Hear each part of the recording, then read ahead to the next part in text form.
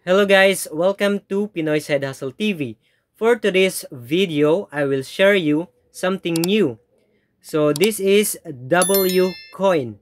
So W coin, in order to accumulate W coin, all you need to do is same as Not coin, okay? So you need to keep tapping this circular button in order to accumulate W tokens. Okay? So as early as you can, you need to accumulate more. So during the minute, we can swap token into real money. Okay?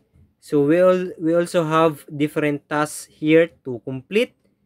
So different tasks has equivalent reward. So for example, let us visit WCoin every day.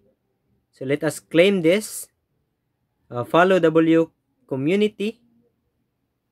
Okay. So join. And then let us get back. So the reward was added to our balance. And then let us again verify. Okay. Let us complete this task in order to get the 20,000 tokens and click claim. So you need to complete all the tasks, guys, in order to increase your tokens. So we have so many available tasks here, and let us get back to boost. We can also use boosters in order to increase our profit or our mining rate. So let us try to use this booster upgrade. So let us upgrade here. Okay. So wait for a while.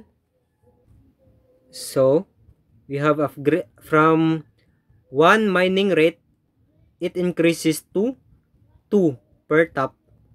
Okay, so let us try another one.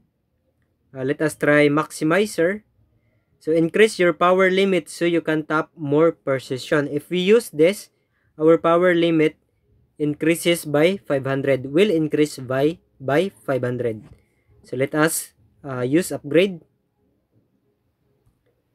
So the price was deducted from our balance, but our mining energy was increased by 500. Okay. Uh, we have so many tasks here to complete. We can also invite our friends. Okay. Hoping this video helps you, and don't waste this opportunity because this is free. Start mining W coin now, guys. Okay. So thank you.